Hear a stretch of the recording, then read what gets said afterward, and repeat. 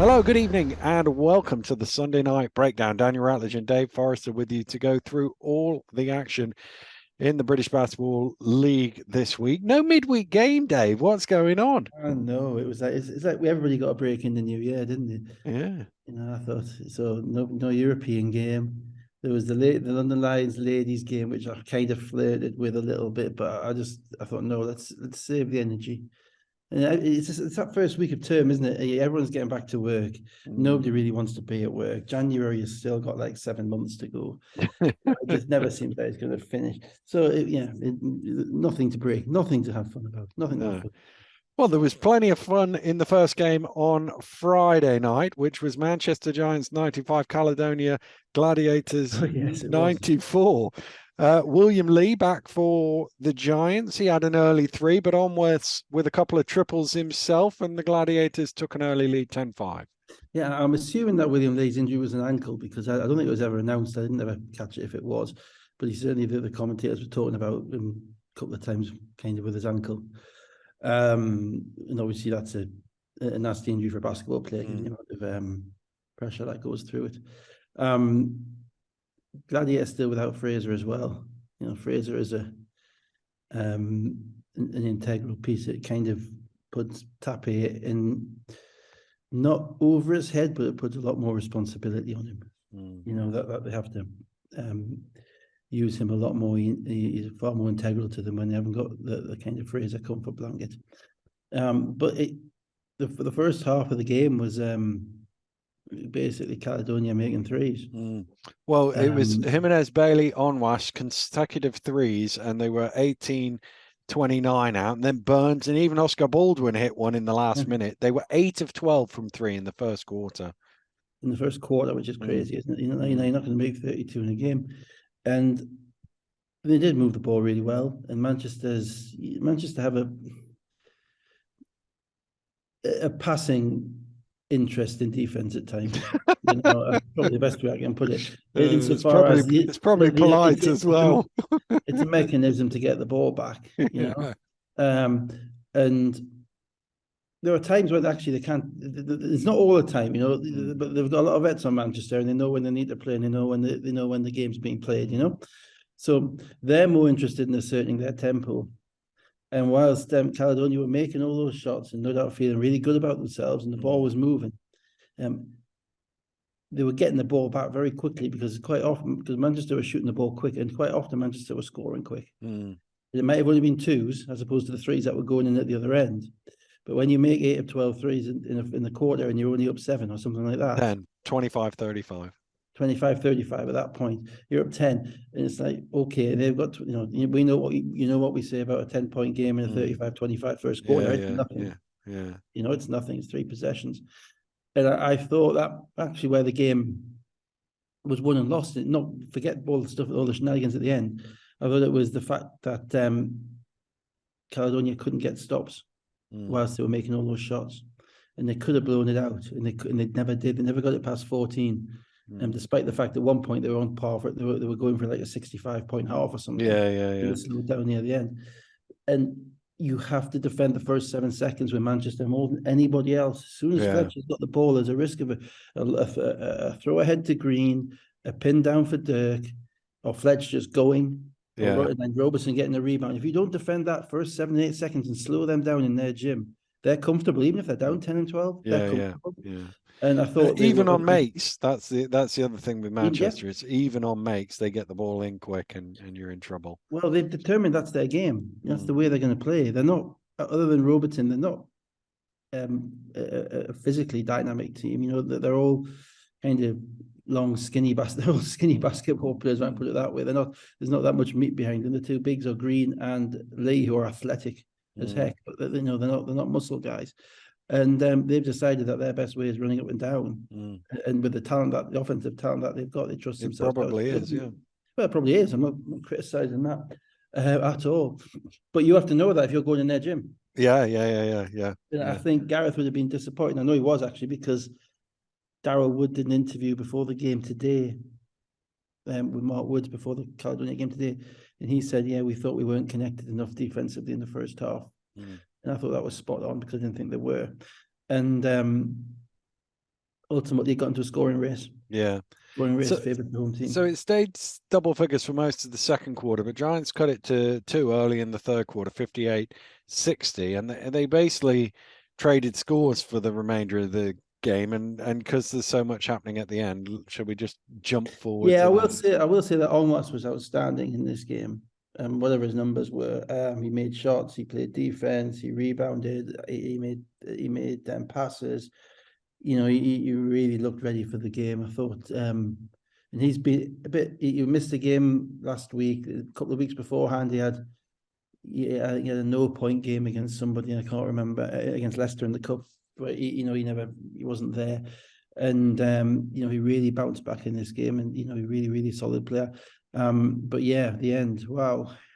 So let's walk our way into it. Four to play. Burns hits a 3 on West with a hook, 87-90. 3:20 to go. Wanted to get your opinion on this one. Lewis with the air ball. Legend Robertin with the rebound. He kind of catches Baldwin on the nose, and then he dunks the ball 89-90. Baldwin left the game, never came back in. But obviously we saw the one was it Green against Nelson Henry that was allowed to go. We've seen Menzies get called for that. It's that Green sort against of Nelson Henry. Yeah, Green against Nelson Henry was on a defensive rebound. yeah, it was yeah. So and he was in a lot of space. He wasn't anywhere near where Robertson was in this situation. I saw it happen. I thought the difficulty Robertson had was he had the ball down low. Yeah. And he was protecting the ball down low, and he pulled it up. And I thought it was more incidental than any of the other ones I've seen. I'll say it that way. Okay. That said, and I'm not a ref on this one, but contact with elbow at the nose, if a ref sees it, has to be an offensive foul. Yeah. It doesn't necessarily have to be an unsportsmanlike, but it has to be an offensive foul. And as I say, Baldwin came out of the game, never came back. Now he may have come out anyway. At any point anyway, but he certainly looked. He certainly appeared to be getting quite a bit of treatment on it. Yeah. Well, what I'll say is I had to rewind it to see it. I didn't see it first time. Because there's a lot of bodies, and Robinson's a big guy, and he goes up and he takes up a lot of space. So yeah, 50-50 call. You might not get it in the opposition's gym. So then 2:56 to go. Sloan drive, kicks it to Tape underneath, sort of hooks it round to him, 89-92. Fletcher's then called for a charge. Onwas taking it per your comments earlier. Basket weighed off, but I was about to say, was he there? Is the question. Oh, he wasn't close. And the ref, Paul Watt, was on the baseline. He wasn't helped by anybody else, because that really was a difficult call for where he was on that baseline, because what he saw was Onwas squared up in the last minute. Onwas, and he had a good stance on him like that, and then he went, "Oh no, I need to be over here." Now the ref probably sees him. Ref's probably looking at the moment that he stood, then sees Fletcher pick up the ball, because he's got to look at both things if you're a ref, right? And then sees the contact. But what we all see on the camera is him slapping sideways. That was a 3-point play. That was 100% a charge, 100% a block. Sorry, absolutely 100%. And as I say, neither of the two refs at the top really gave Paul Walton much support on that one, because what either of them should have had a call. It doesn't matter whether it's certainly I always forget the terminology. Which one is the lead? Which one is the trail? But certainly the ref who was on that side of the court should have had a call, either a block or a charge, at the same time as the other ref. They should be both of them calling it. So yeah, Caledonia caught a massive. So obviously that's a break in the fact that it's potentially an and one, because Fletcher makes the score if it is called a block. It's also it's sort of doubled down on the next play, because I thought Caledonia probably had one pass too many on the next play. They ended up missing, but on the rebound, Onwas commits a foul. That was his fourth. So had he been called for the charge for the block at the other end, 1:58 to go, he would have fouled out. Oh, he wouldn't have contested the rebound. Well, maybe. Who knows? Ifs and buts, ifs and hands with pots and pans. Indeed. Yeah, that's right. So then 1:38 to go. Dirk with a turnover. Sloan runs it back for a layup. Dirk blocks it from behind, called the goaltend. Not too dissimilar to what was about to come. That. 89-94. Timeout called. They advance the ball. Dirk gets a very Dirk rhythm three, knocks it down 92-94. Yeah, and that's the rhythm thing, isn't it? That's why all those shots they get in the first half, and you know, these guys are going to make shots at the end of the game. You know, the Fletcher and Williams are just, you know, outstanding end of game players. They're outstandingly talented offensive players who've been there before, who know when it's their time, and who have a skill set which very different skill sets, but skill sets which you can't necessarily stop if they know what they're doing, if their heads are right. And you know, it's beginning to irritate me the way teams are guarding Dirk the last few weeks, because they're just guarding him like he's anybody else. You know, and in the minute that you can't just put your hand up to Dirk and say, "Oh, I'm there, I'm there." The moment he gets the ball into his shooting pocket, and as soon as he brings it up, doesn't matter where you are, if he's able to do that in rhythm in space, the only thing that's making him miss is him. You're not changing his shot. You've got to be right up on him. You're almost on his hip, sending him to his left side, because if you're up on his hip to his right side, he's past you. Sending him to his left and making him pass the ball. And, you know, it's hard because he's the type of guy that I think players think that they're guarding him. They think that they've got him in front of them. And then, boom, you know, he's gone. So they think they're doing a good job. And then half a second later, he's at the rim, he's making a layup. And what kind of frustrates me is that teams aren't specifically game planning for him. They're not sending second defenders. They're not making sure a second defender is there. And they're not basically understanding that he isn't passing. At that point of the game, not unless you help right off the strong side where he's facing. So there's a man right in the corner, so he's literally looking at him. Dirk's not driving to throw the ball over his shoulder to somebody on the weak side or to drop it off to the big guy. You know, we know that because we watched him for years. And that means if he's not passing, then in reality, you've got to keep an eye on the defensive glass if he throws it up and misses, so you can't just all collapse on him. But you have to be aware that, you know, that he's going to shoot the shot. You've got to make his shot as difficult as possible. I don't think they did in this game. I don't think it's, to be fair, the teams that have played them, including tonight, Bristol, last week, Newcastle, and can't remember who they played before that. It's been the same. You know, he's been getting good looks. He's too good. So almost wide open for three. That one rimmed out. Robertson with the rebound. 1 minute 12 to go. Fletcher drive and kick. Robertson wide open for three, and he misses.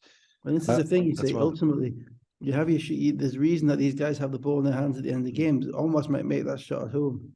Robertson isn't Dirk Williams. You know, if you're Caledonia, that's good defense. You know, if Robertson's shooting a three, you'll live. If he beats you with a three, that's good for him. But that's far better. It's a far better result than Dirk or Ramon or Nick Lewis shooting the ball. 34 seconds ago, Caledonia running some clock, had an open look, but decided to take the time instead of. I think it was Bailey had the ball in the corner and he could have easily shot it, but he wanted to run the clock. I thought that, and you know what immediately came back to because obviously I was present. The shot that he shot against Newcastle when they were down 4 in the fast break. Yeah.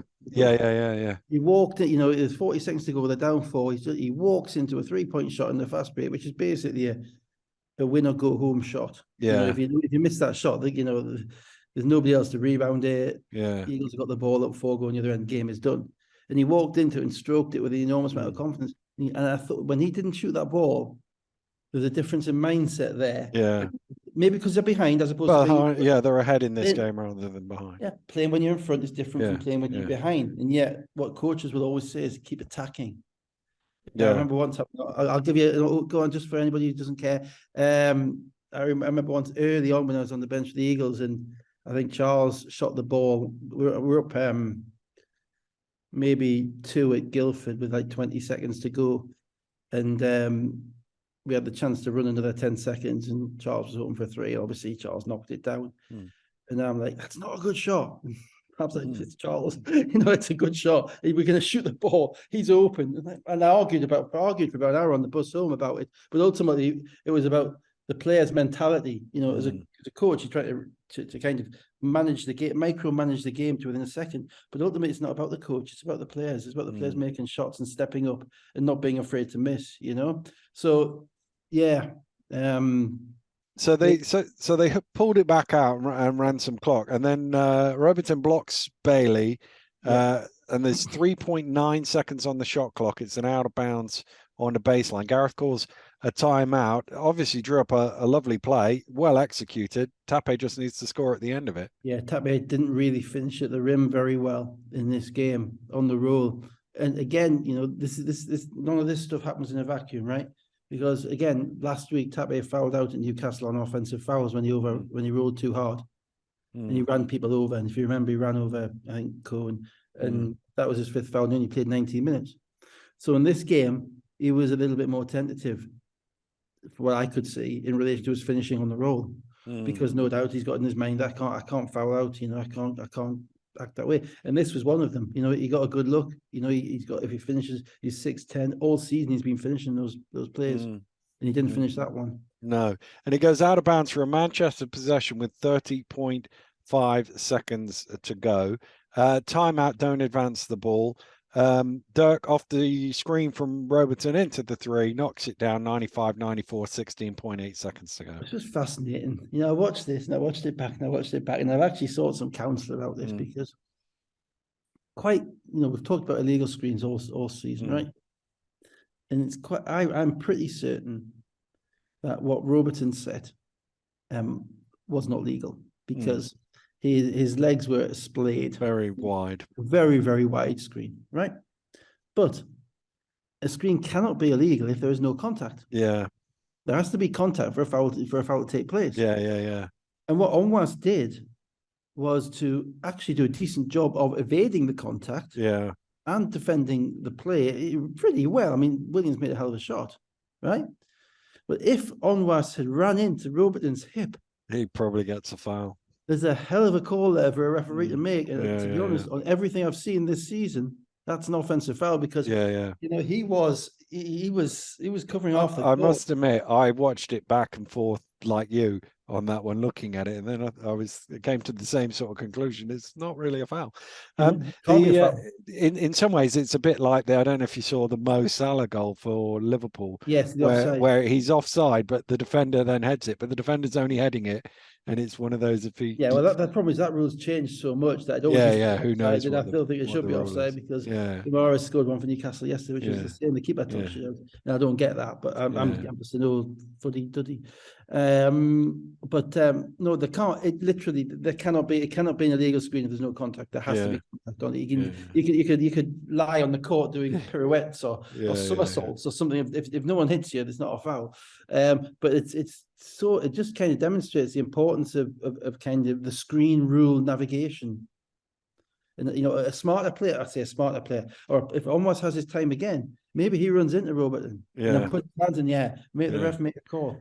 But instead he does what he's been told to do by the coach. He gets around the screen and he contests the shot. Yeah, he did contest it. On that side, Dirk's leaning away. It's just a shot that only Dirk can make. Yeah. So there's 16.8 seconds to go. Manchester are now up 95-94. Timeout, obviously no advance of the ball. Sloan, high pick and roll. Green switches. He attacks Green, gets in front of him, and Green comes from behind and blocks him. And there was huge debate across the internet as to whether it was a block or a goaltend. My first real-time look at it said goaltend. When I played it back at 0.5 and kept hitting back, it looks to me like there's a slight deflection from him onto the board, back to his hand, and then up in the air, which is why it looked a bit strange in real time. And I think it was probably a legal block. I certainly agree with you. All you can do on something like that is go on your first look, and my first look was a goaltend. Now Sloan's made that play 100 times this year. It was a good play. He got the switch. For Green to come back and make that, it's probably a play that Green's one of the few bigs in the league who could make it because of his athleticism and his bounciness. It's still not great defense by Manchester, because basically Sloan got a straight line drive on a 6'8" guy at the rim, right? And there was nobody anywhere near helping. No.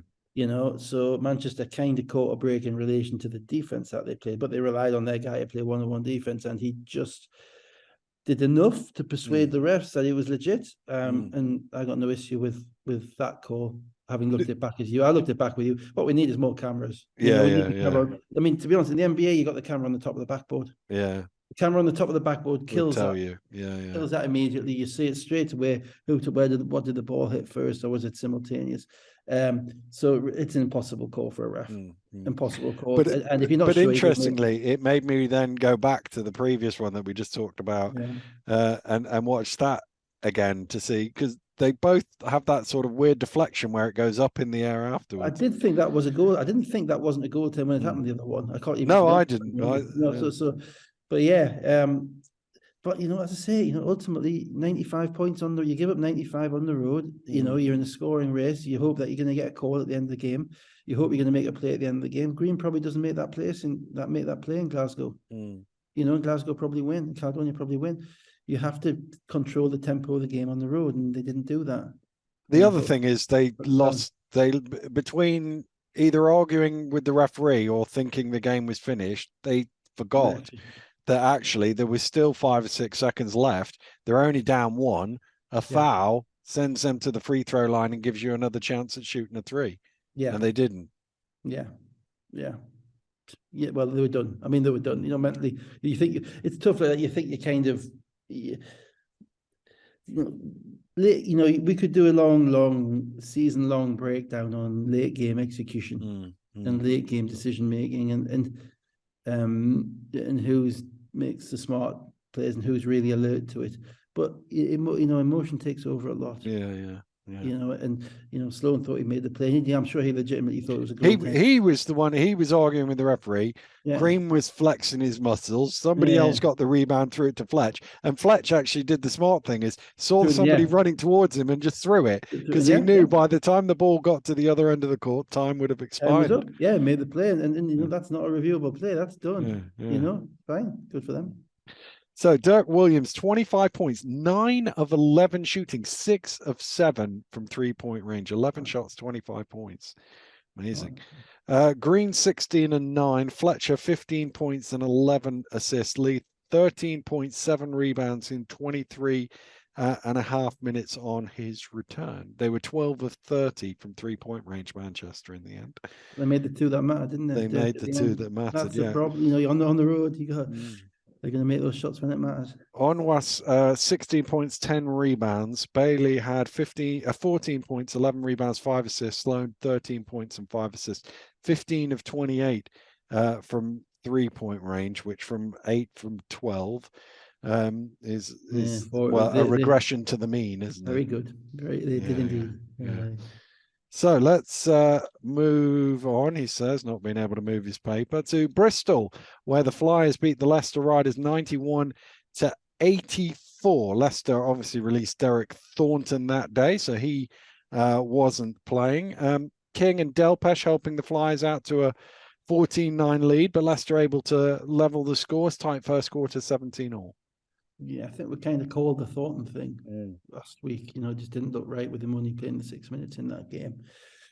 I think that's probably the right move. I think ultimately you've got two really good guards there in McKenzie and Washington. Washington's healthy, and taking away, not having somebody who's not really fitting in, eating up those minutes when you can get those minutes out of players who are in the system already. Probably makes it a kind of an addition by subtraction. I guess that they'll probably add somebody who's probably a combo guard, I would have thought. I don't think you'll go for a straight point guard. I'd be surprised if they went for a straight point guard because of the way McKenzie and Washington, what they have with McKenzie and Washington. So Leicester's therefore playing 2 imports down because they only had 4 all season, of course. And they're playing a gym that they haven't had a tremendous amount of recent success in. At Bristol, so Bristol are kind of getting comfortable playing against the beaten London. They're the better teams there.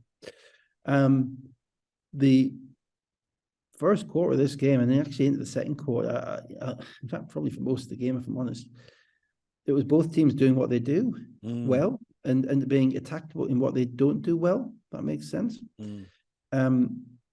Leicester really struggled in the middle in this game. Both Nelson Henry and Menzies defensively really struggled to guard the quicker guys, the quicker Delpesh and Smith. and all the Bristol guys coming off the screens.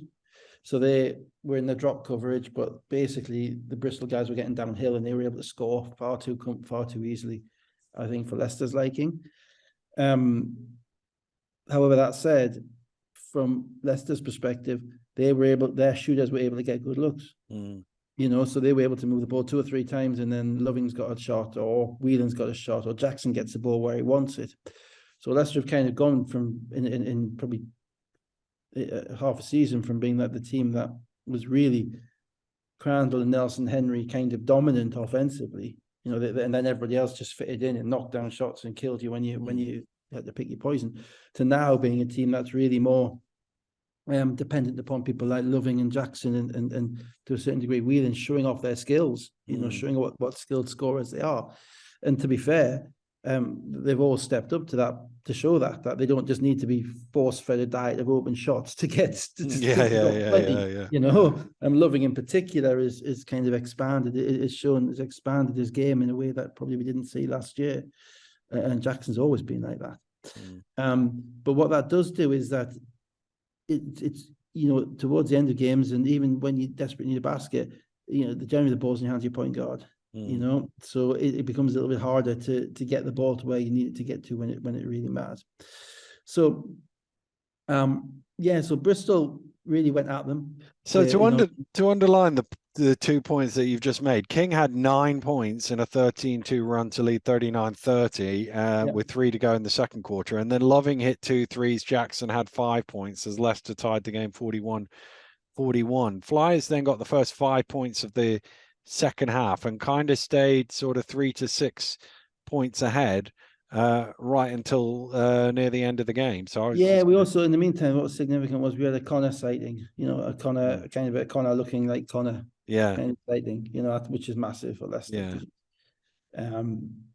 So he had, made some threes. He was moving. He's got he had that little edge back. Edge back. His defense was there. Obviously, if you have a back injury, then you can either basically play or you can't. You can play effectively or you can't. And I don't think he's been able to play effectively for the past 2 months, but I thought this was a sign that he really can now, because he really stepped into the challenge of this game. To the point where, and to be fair, Mackenzie did as well. Mackenzie's played well as well. But if Bristol didn't. I started thinking that after this game, what is the appropriate collective noun for the amount of foul shots they missed? Yeah. I came up with epidemic.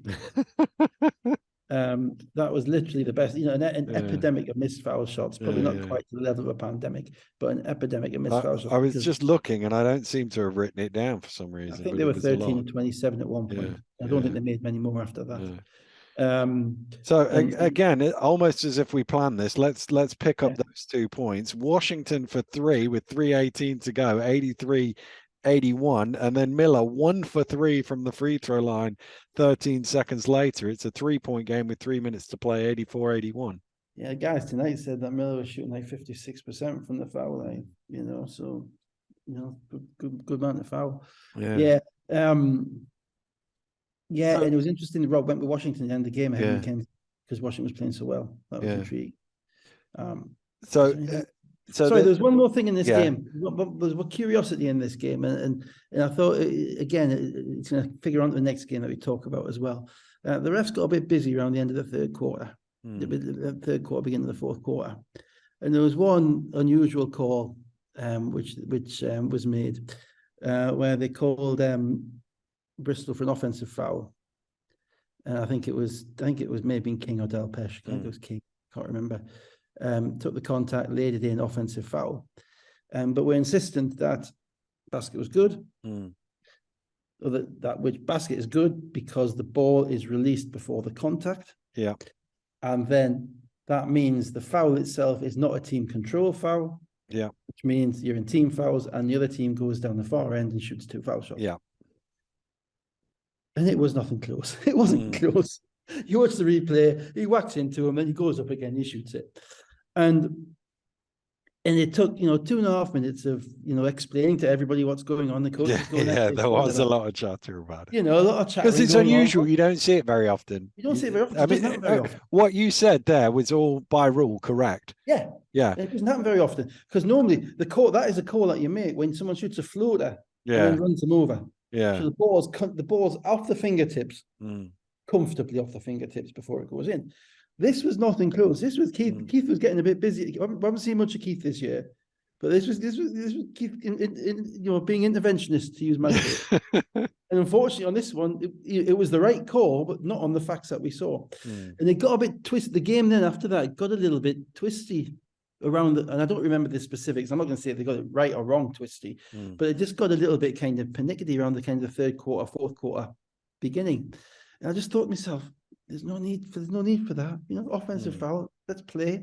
Get on with the game. Unless you're absolutely sure it's one of those calls. Yeah. Sorry. Anyway, that's 3 minutes. So yes. Well, let's go to the last 2 minutes. 1:45 to go. An absolute monster and one dunk from Zach Jackson on the break. Unbelievable.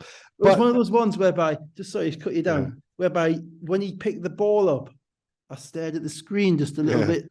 Because I was watching this game after I'd come back from the Newcastle game, but I watched it. I didn't know the score. Yeah. So I was watching it. I didn't know the score, and when you see him pick the ball up, you feel the wind up. Yeah. So you look at the screen a bit more. Ooh, yeah. That was the cool stuff.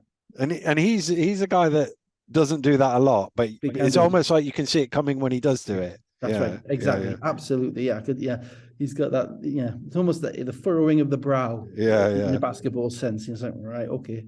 But as the camera, understandably, close, and you go to camera 2, close in on him, Connor has said something in between or done something in between. It's hard to see. He talked into somebody's face, whoever was dunked on. But again, no one's starting a fight about that. I mean, there's no immediate reaction from the Bristol guy. Yeah. You know what I mean? So it's not that you need to call. That's what I'm talking about. Refs getting busy. Yeah. There's times maybe you do, I don't know what was said. No, it might be the Stone Cold technique. He might have said something. Yeah. But I've been at my son's game today. If you were handing out teas for chatter, there'd be nobody in the game. They would have all gone. Everybody would have been teed out of the game. I mean, there had been some. I said before, Connor was kind of getting back into the flow of it, and he was, defending on the edge in this game. He was really up, and he was, I think, a level of physicality to his defense. And I think, I think it was Corey. It might have been Corey Samuels. I can't try to remember it back. I watched it, and Corey Samuels doesn't back down either. So it wouldn't surprise me if there's been a bit going on before that, and that was just kind of the final straw. I don't think it was Samuels. I think it was King. I think it was either King or Bell, but I can't remember. It was one of those two because they were the one who got dunked on, basically. So what that does is it means Mahan gets a free throw before the and one free throw, which he makes. So instead of the and one tying the game at 84, Bristol are back in front 85-84.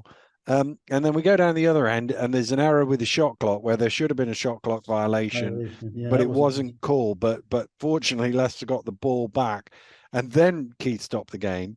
Refs missed that one. It should have been, because I guarantee you when the whole of the opposition bench is up there screaming about something, it's generally the shot clock. In late in the shot, it's generally the shot clock. And the first thing is that trail ref you got to be looking at is up the shot clock. Hang on, why is it at 15 when they've had the ball for what seems like 3 minutes? It's what happened was they'd taken a shot, but they'd airballed it, got the rebound, comfortably airballed it. It wasn't close. Got the rebound. It reset to 14, and then they got another shot. But they missed that shot. Leicester got the rebound. The game was stopped briefly, but then they got the ball back with 1:17 to go. It stopped 3 or 4 seconds too late. They should have been on it. Yeah. Washington drives. I thought that might have been a foul. It gets knocked out of bounds for a Leicester ball with 5 seconds to go on the shot clock. So if he's not one of the guys who draws a lot of fouls driving because he kind of drives straight in. He doesn't often do the stretch out reach like a Fletcher does. I didn't immediately look at that and think, oh, I watched it back. but I didn't look at it and think that's an obvious foul. So it's an end line ball, 5 on the shot clock, 56.4 on the game clock. Delpesh with a double block forces the 24-second violation. Yeah, did Whelan shot hit the rim here, do you think? I don't know. I wondered that. And then I thought it couldn't have, because I didn't see Leicester protesting that. No, he was very close to the. He was very Yeah. close. He was almost like he jammed it up against the bottom of Yeah. it. But again, more cameras. We need more cameras. Yeah. But no, it was great D by Delpesh. It Yeah. was, reminiscent block that he got against Manchester at the end of the playoffs last year. Game,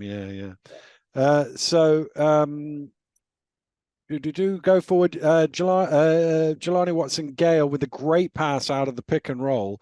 Delpesh wide open underneath, manages to bobble the ball, which allowed Nelson Henry to recover defensively, but he did manage to score anyway. 87-84, 34 and a half seconds to go. That's kind of interesting. We're watching Watson-Gale in real time learn to be a pro and learn to make reads and learn to make different plays. And up till now, he's asserted himself as basically a scorer first, a scorer second, and basically a scorer third. And for him to make that pass, albeit off his right hand, it's a pass he should be able to make, but it's encouraging that he's able to make it. And Delpesh they kind of know where Delpesh is going to be. He's very consistent. He doesn't catch the ball on the short roll. He doesn't pick and pop. He sets that screen and he's straight down under the basket, and he's a big target with good hands, certainly better hands than he's had in previous years. And you throw the ball anywhere near him, he's got a chance of throwing it in, of clawing it in, sorry. A little bit of last year's hands on the catch on this one, but he scored in the end, and that's all that matters. Whelan misses a 3 with 18 seconds to go. Loving got the offensive rebound, and then I don't know if it was deflected away from him or whether he just dropped it off his leg, but it went out of bounds for a Bristol possession. Was this the one where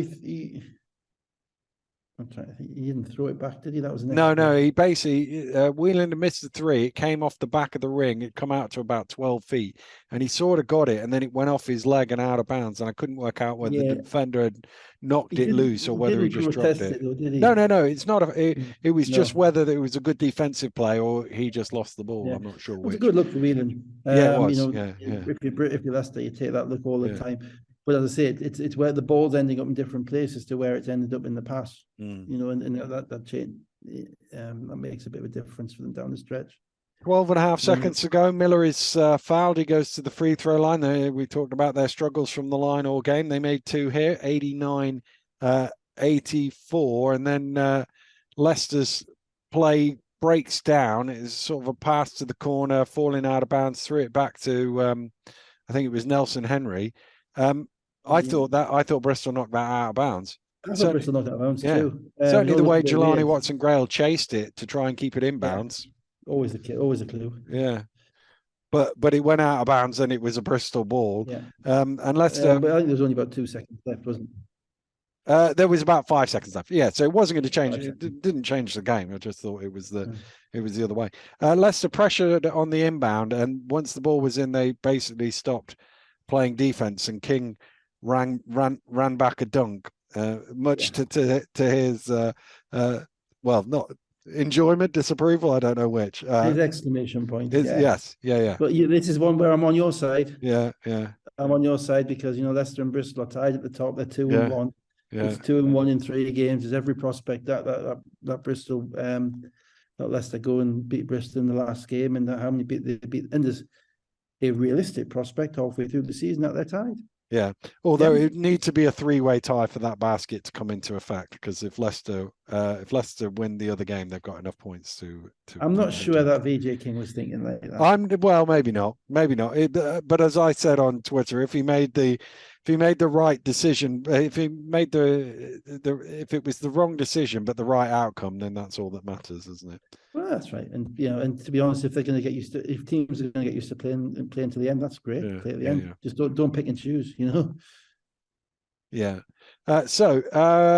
King, 30 points and 7 rebounds. King is actually the second Bristol player to score 30 points in more than one BBL game. Gentry Thomas did it 3 times. That's the second time he's done it. 8 other players have done it once. Leicester as well. I remember that game.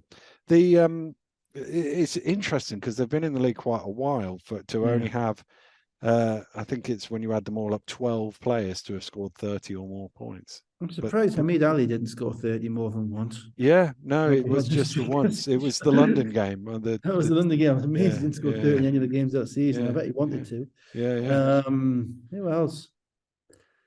Yeah, they've always been The more way they played, systematic. they They've won always been more games 70 to systematic. Yeah, it's not been 65, one didn't guy. they? Yeah, and then the ball's always been shared, and there's been the system. The ball finds the open man.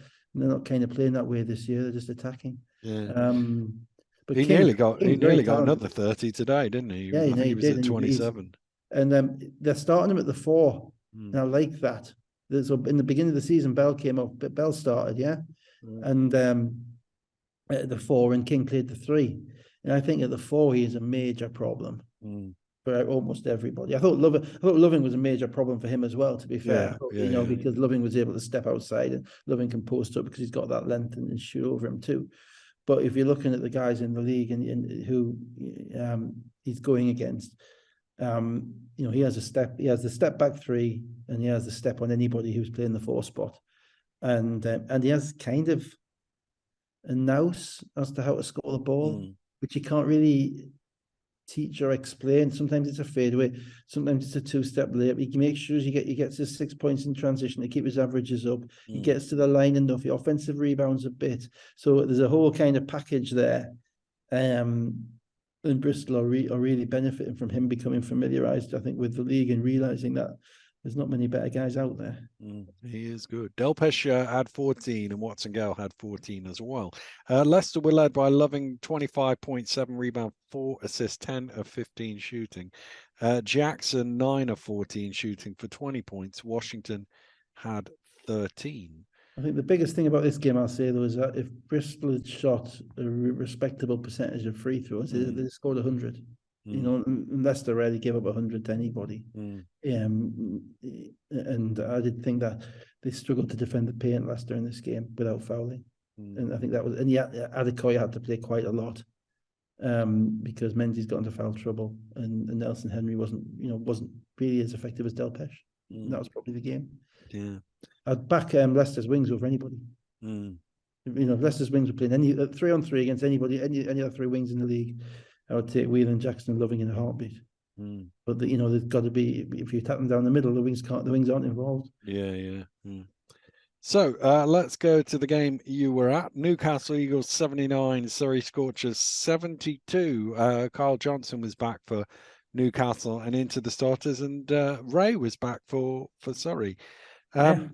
Eagles out to a 13-4 lead, forced an early timeout. That kept going out to 20-6. Cohen playing really well in the early stages. Yeah, kind of saw this game coming, not because of the virtues of the two teams in particular, but because Surrey were coming off a win and Newcastle were coming off a loss. And that win it's a great monkey off your back, but it can also, the energy, the tenseness of the Surrey team before they get that win. Once you get that win, it's an absolute explosion of relief. It can be difficult then to build yourself within 4 days or whatever it was, and back up to another game. And you all think you have, but there is a natural human relaxation, just a 0.1%, whatever may be enough. Whereas Newcastle are coming off a game where they think, oh, actually, we could have won that. We did some things we shouldn't have done, 99-97 in Manchester. So they've got an element of frustration about them. That was right. Newcastle starting 5 is pretty good in this game, and I think they are, to use a phrase, finally gelling to a certain degree, certainly defensively. And I think that's because French, in particular, is able to defend the screen and roll probably just about as he's very unusual. He's a very bulky, but he's got tap dancer's feet. So, and quick hands. That's it. He tried out to be a tight end in the NFL. So he's one of those type of strange body types. But what that does mean is that, when you sit in courtside, you just see the amount of space that he takes up when the guys come off the screen. And it's a different look to a lot of other big guys. So that allows the other defenders at Newcastle possibly haven't been as effective this year to have that little bit of comfort that blanket. Comfort blanket because he's behind them. And I thought what Newcastle did, Surrey run their offense early. They run the screen roll offense on either side. They've got Andrew Lawrence and Quincy Taylor. And basically they were passing the ball around the perimeter, but other than one 3-point shot, which Ryan Martin got, because Donovan Johnson actually helped off too much when French had the lane covered. They didn't really get much. And offensively, Newcastle still have a way to go, but they started they are moving the ball better and they're looking after the ball better.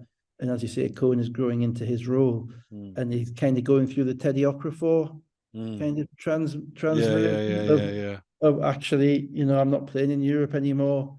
I need to. I don't need to, but I'm allowed to look to score the ball. And he's a 50, 40, 90 guy in college. And actually, they need him to. And then absolutely they need him to. Because you can't be relying on Hamlet to drop 33 every game. And they still don't have much scoring in the big guy in the bigs. So that was kind of encouraging. But then Newcastle's bench kind of when it came in was a bit of a hot mess, really. I thought Surrey did a better job defensively, because we're getting to the point now where Surrey have a 15-4 run around the first quarter break and it's 26-28. But I did think Surrey's defense was a little better. They did. I thought they were challenged. I thought they were given less challenge. Certainly when Cohen went out. Yeah.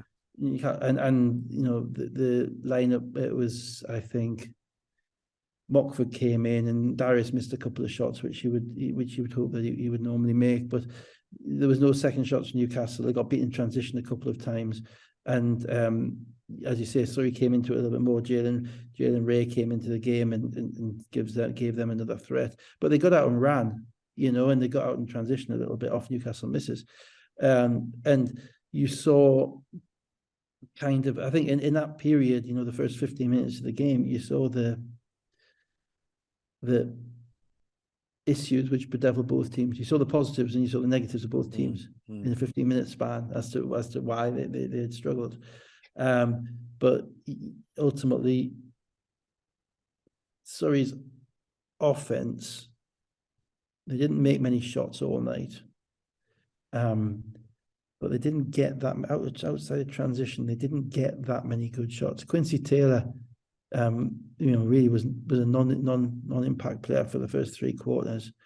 Andrew Lawrence made a couple of plays, and actually the better time when they were controlling the game, it was when he was being guarded by either Mockford or Hamlet, and he was able to kind of control, and French wasn't in the game, and he was able to look over people and make passes and get to the rim a couple of times as well.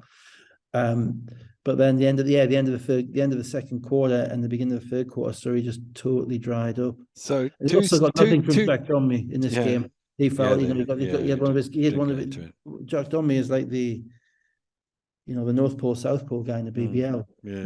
He could be 20 and 12, or he could be 0 and 1 with 4 fouls. You just don't know. He's so frustrated. It must be so frustrating for Lloyd because of his inconsistencies. It's also that if I hadn't seen such riches, I could live with being poor thing, isn't it? Exactly. It's when you see the 20 and 12, you go, I need that every week. You get that, yeah. 2:17 to go in the first half. Donovan Johnson with an unsportsmanlike foul on Shaquem Johnson. Yeah, I watched that back. I didn't at the time. I thought he made a play on the ball. Yeah, but I was at the other side of the arena to me, so I was a long way away. So when I watched it back, I thought, actually, he's behind the guy when he reached in. I don't think he could see the ball. No. So I was the same when I watched it live. I was like, "What was that?" And then when I wound it back, I went, "Yeah, that's probably the one." That's fair enough. Yeah. Paddy Wang shoots the first free throw, and I'm assuming there was one person in the crowd screaming, "It's not him, ref! It's not him!" Actually, it wasn't. We all know this rule, don't we? Everybody knows this rule. Well, Lloyd should know because it happened to him in Newcastle last year with Manchester. Or the year before. I wasn't actually sure. I did think to myself, was it not Johnson when Wang went to shoot it? But I think maybe Newcastle, I think it was Darius from what I could see on the TV. I didn't see it live. I think it was Darius who was saying it wasn't him. It's not good. I mean, to be fair, the last time that happened with the same ref, he got it wrong, and he allowed somebody else to shoot the second one. So at least the refs got it right insofar as that. But the players have to know. Johnson knows that he's the one who was fouled. Yeah. So he has to go and shoot the foul shots. It's not, and Johnson's not a great foul shooter, so there is an advantage.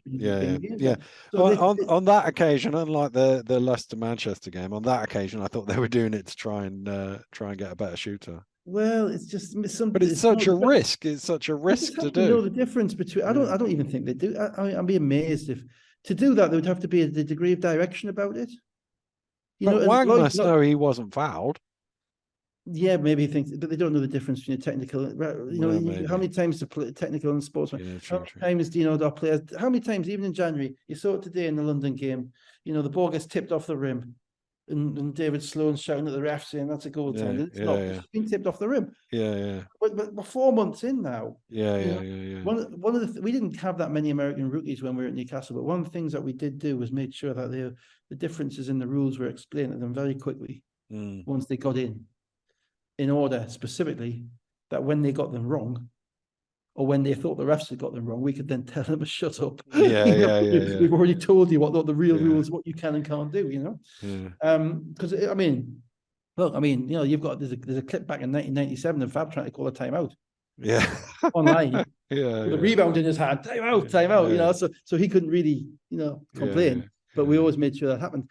And so, no, you know, And there was no actually, orchestrating. If you shoot it, you don't. It's yeah, just, yeah, yeah. you know, the players just have to know better. And they lost themselves 2 potential points and the possession of the ball. And the possession, and actually that came in a spell where the Eagles got the last 10 points Yeah. of the second quarter, so they would have broke that up. They then started the second half with a 10-0 run as well. So from 30-32 with 4:23 left in the second quarter, it became 50-32 with 7:48 on the clock in the third Yeah, I quarter. mean, yeah, well, to be fair, Cohen took over the game. And I don't think Surrey, I think, again, you know, Surrey's looking at Newcastle's last 2 games. Hamlet's dropped 64 points, 66 points. So they're thinking, well, he's not going to drop 60 on us, you know, or he's not going to drop 30 on us. And I don't think they paid enough attention to Cohen. I think he hasn't got a rep yet as a scorer. So I kind of understand that.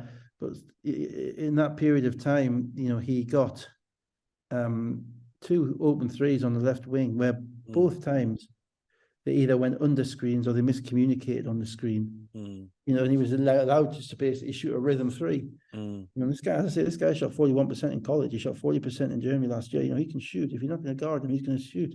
And then he got confident, and you could see actually because his energy in the game. Cohen, the thing about the game, what being present was Cohen's energy and his kind of manipulation of the team and his connectedness to the game was really palpable. You know, you're getting steals, getting on the floor, getting his quickness. Just seemed to be a quicker mind than a lot of the other guys in the court. And he got going. And I think he had 16 points in about 5 minutes because he went from 11 to 27 very quickly on the scoreboard. I could notice, and then ended up making a shot on the shot clock buzzer from about 90 feet.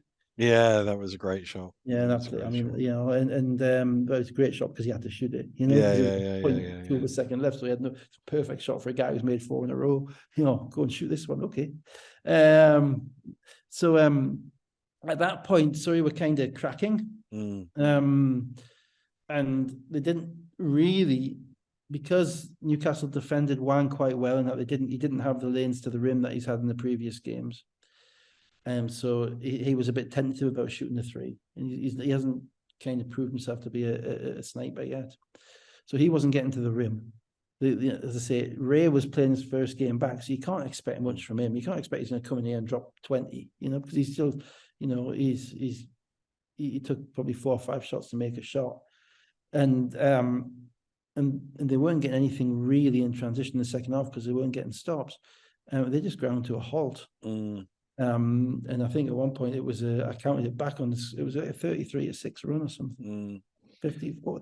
32. Well, with 13 minutes to go, it was 64-39, and actually looked over at that point.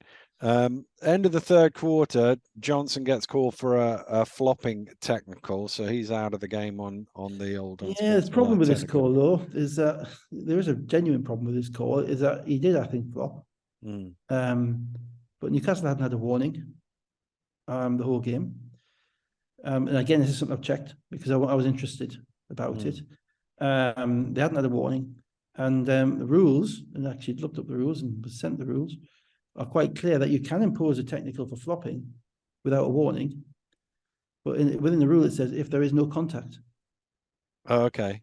There was a little bit. Well, I think there was definitely Sammy Ryan Martin turned into him with his shoulder, and and made some contact, but I think Johnson exaggerated. You know, I've got no question about that. So I didn't have a problem with it being called a foul, but you can't give him a technical unless there is no contact at all, if there hasn't been a warning first. And that, you know, so that's something that's black and white in the rules. I'll send it to you afterwards. I might even put it up on Twitter. So by calling that, and of course, this is sometimes I think with the refs sometimes that they don't remember who's got unsportsmanlike and technicals, and the argument is, well, why should we? But then the argument is, well, if you're a football ref and if someone's got a yellow card, you know, you know, so would that unsportsmanlike have been called without a warning? But it shouldn't have been called. But would it have been the technical have been called if they'd remembered that he was on one? And I know they didn't remember because we always have that hiatus before the table calls them over to say, oh, by the way, he's disqualified. He's got to go. So it wasn't great. And the final point on that was really interesting play because this is the geekery for kind of the rules geeks who listen to this. So anybody who's not interested, fast forward 2 minutes. They allowed the basket to count, right? So what happens is Martin drives into him and he spins and he kind of hits him with his shoulder and Johnson flops, and then Martin turns and rises up with Johnson flopping and lays it in. Now, every flop call I've ever seen is never allowed a basket to count. I've never seen one before, and I've never actually known the rule in relation to, you know, what level of connectedness to the ball. Obviously, if it's a blocking foul and if you've got the ball and you're in your two steps, it'd be an and one. But for a flopping foul, apparently the issue is all about whether or not it's you're in your upward motion. Okay. He's in a shooting motion. Is he in a shooting motion? Yeah. Now, I'm not sure because of the way that Martin spun. He wasn't, when he actually made contact with Johnson, he wasn't facing the basket. And he kind of made the contact and then kind of spun off him and laid it in. And I think that was a borderline and one as well. I think I honestly do. I don't necessarily think he was in his shooting motion because I think the ball came down and then he went up in his shooting motion after he flopped. So I didn't think the refs covered themselves in glory with that play. Of course, it really shouldn't have mattered. What it did mean is that we Eagles fans got a sighting of Everett. Yeah. And we had Everett and Mockford and some, you know, in a lineup at the beginning of the fourth quarter, which really didn't really. You still didn't get much of a sighting of Everett, though. Well, to be fair, no, I didn't. 3.5 minutes. Yeah. But to be fair, those 3.5 minutes, both teams were pretty awful. Yeah. And this is another interesting because they were up 19 at the quarter break, Newcastle, and I think that in the first 2 minutes of the fourth quarter, both teams missed. And Surrey were waiting to be put away. Yeah. But Cohen was sitting down. It was one of those games where it's like both teams have gone, oh, it's finished. Well, that's fine if you're the team that's up. That's dangerous. If you're the team that's behind, you're just hoping something's happened. You're playing with house money, right? And we always had the thing, you know, if you're up by 15 plus at the beginning of the fourth quarter, you put your best five out there and you win the first 3 minutes and the game is done. Yeah. If you're up 20 with 7 minutes to go, the game is basically done. If you're up 9, they've got momentum. Well, the game is alive.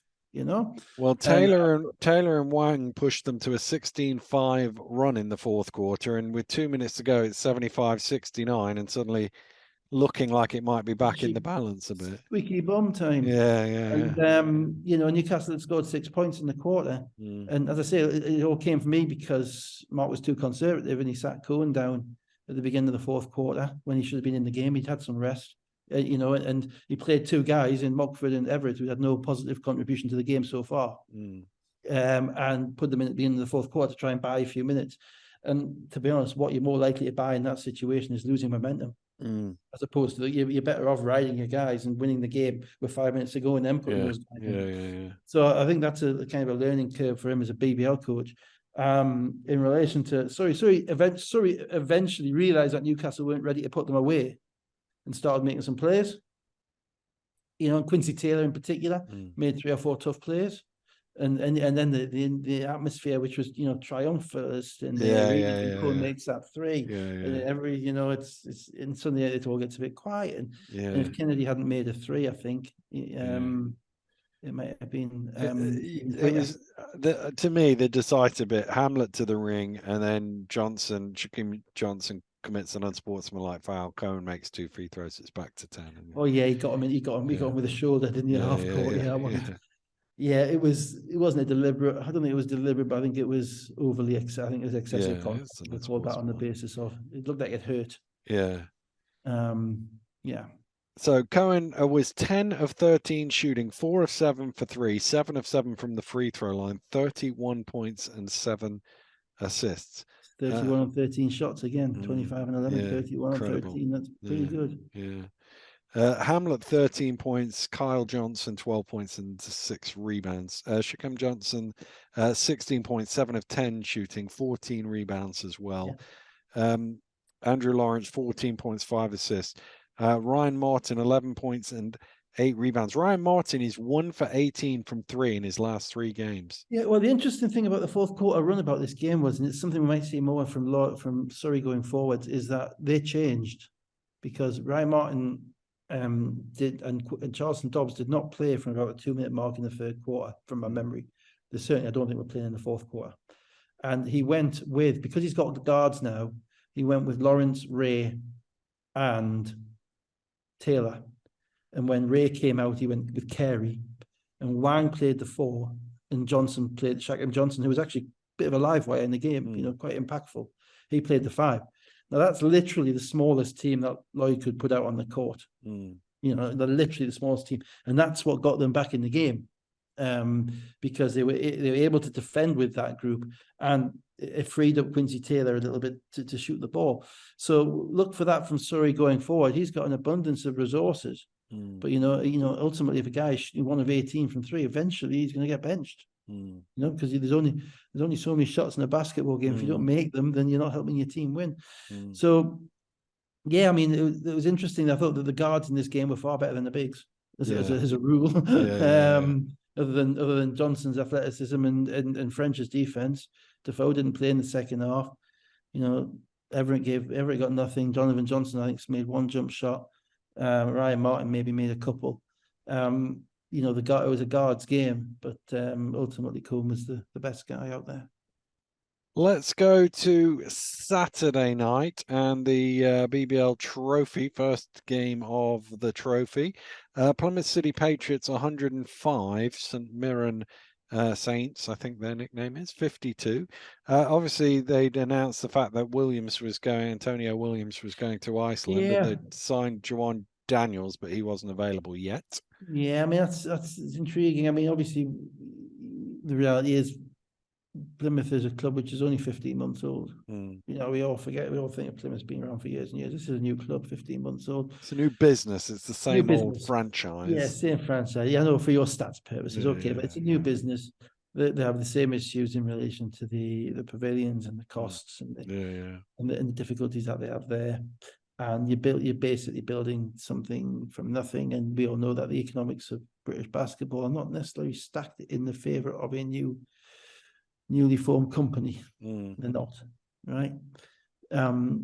So if Antonio will, and this is the downside of all your Sky games, of course, it gets to kind of show off these guys around Europe. So somebody at the bottom of the Icelandic League sees Antonio Williams going off for 25 or 30 against London Lions superstars. Thinks, well, I quite like him. Wonder what he's being offered at Plymouth. And thinks, well, actually, we can offer. We only pay 4 of our players because it's kind of a semi-pro kind of league whereby a lot of the national team players are doing other jobs. Therefore, we've got actually quite a bit of money we can pay over 3 months or 4 months compared to what Plymouth are able to pay them. Right, I'm not even sure it's that. I think their season finishes at the end of March. I think it's 2.5 months. So they've got a big splurge, for a couple of months, 2.5 months. And he's the sort of guy that could go out to Iceland and average 30. Exactly, and he could change the season. And they go to Antonio's agency. Look, we'll triple your money. Well, Plymouth can't stand in his way, and Plymouth are quite right in not standing in his way. And it's not a question of technical contracts or irregularities. If a guy gets a chance in a short career, which could be over falling on, slipping over on a tile somewhere, he gets a chance to triple his money or whatever. And I don't know that. I'm just guessing. So there's no inside knowledge here at all. He gets a chance to make a better living, then Plymouth have to say, yeah, great, not a problem. And that's how you get a reputation as a club who's interested in the best will of its players. Because we all know that ultimately, every player in the BBL wants to play in the NBA. Now, realistically, they're probably not, you know, but there are plenty of other places that they can play somewhere they would not get paid as much as they do here, and somewhere they would get, and quite a few where they could get paid a lot more if they attain that level. And you know, we have to understand our kind of positioning as a mid-level league, and we can't step in the way of guys who, you know, the Crandall thing as well. You know, Leicester, he signed a contract for Leicester, but ultimately, you know, if he gets a chance to play German BBL, you know, no coach is going to say, sorry, you've contracted to us for a year. You got to stay here. I think definitely with Crandall there was a buyout. So actually, the German club paid to release him from the contract. I wasn't quite as clear with Williams as to whether there was a hint of a buyout. It sounded like there was. I'd be surprised. I mean, to be honest, as a player, I mean, I never dealt with a buyout when I was with Newcastle, and all the years we were around there. We never put buyouts in contracts because it was known that kind of somebody wants you and they're going to pay all that money, pay extra money to you, then you'd go without a blessing, you know. You wouldn't step in the way. And as a player, why would you want it to be? Oh, yeah, if you pay 10 grand to this team, then you can sign him. Well, as a player, you'd want that 10 grand yourself. Yeah. You know, so why would you agree in your contract to the club having a right to claim some money for you if you go? Now, maybe the club would say, well, we want it, and or whatever. And I'm not saying it's not. I'm not saying it's a mechanism which can't be used, or that there might not be circumstances where it's useful. But in the BBL, given the other way around it that I've heard of in the past is that an agent will pay the club to release the player. Yeah, rather than the other. Yeah, and that can happen. But ultimately, you know, PJ does not want somebody sitting on the sideline who doesn't want to resentful. Yeah. You know, you just can't have it that way. And the marketplace is such that there is a proliferation of which I think 99% of people are unaware as to the pure amount of talented American players who don't have a job. Yeah. Right, proliferation of players, and you're talking not tens, not 20. You're talking about hundreds, if not thousands, right? Yeah. So you could just go and pluck a guy out of Foot Locker and he can become a 2-time MVP. Yeah. Thank you indeed, Dan. And that my only ever achievement, and I'm not taking credit for anything Ramon's done since, because that's all been him. But the fact that he landed on a plane with a working visa in this country is the one thing that can go on my epitaph. Yeah, but there is, and that means that the balance of it is, you know, you have to be we have to be player friendly in this country. We have to be encouraging these guys to come on the basis that we're not going to hold them back if they can get better offers elsewhere. What we have to do in the meantime, as we've talked about many times, to build the economy of the sport so that we can give them the same offers. Yeah. You know, and so someone like Fletch has stayed, but he's kind of the rare. You know, rare. In the guys that have stayed, but we'll see. We'll do. So on a prosaic level, it's tough for Plymouth. Yeah, seriously tough, because Williams has been their kind of life and soul. He's been their ticker. You know, bouncy up and down, always injecting them with energy, playing with kind of a manic nature, just on the right side of crazy. You know what I mean? And helping them win games as a result. And PJ has kind of pulled the wires, pulled them back, let them go, pulled them back, let them go. And losing him is tough. And I think PJ's clearly decided that he's got enough with Simons and Brandon, and he's going to bring in another scoring wing. And the guy he's brought in, to be fair, is a teammate of Bell, and was an all-first team conference player. Problem is, it's January, so by the time he's up to speed, it's February. So will we see the best of him? Is a question. In the meantime, I suppose they hope the impact that Williams made a year ago at virtually the same sort of time could be recreated this summer. I say it's different for a guard and a forward. Yeah, it is. I think it's harder for a forward. It all depends on you've got to find your spots when you're getting the ball. And Plymouth are quite structured in the way that they play. They're not Bristol or Manchester. They're not just flying up and down and letting talented guys go at it. You know, they're based very much on LBC and Rashad and play around him. So it's tough. Not quite as tough as St Mirren, to be fair. No. Won the Scottish Championship, provided with the only Scotsman in the reward basketball world, drawing them out of a pot to go and play in Plymouth. at least on a Saturday night. And I heard somebody, I think it was today, Kieran was saying on the game today, well, at least, they went out there, at least they had a Saturday night game, so they'd have had a good night. Yeah. All I'll say about that is, look, I was out in Plymouth on a Saturday night before Sunday games regularly. And you couldn't get pizza and Pizza Hut after 9 o'clock.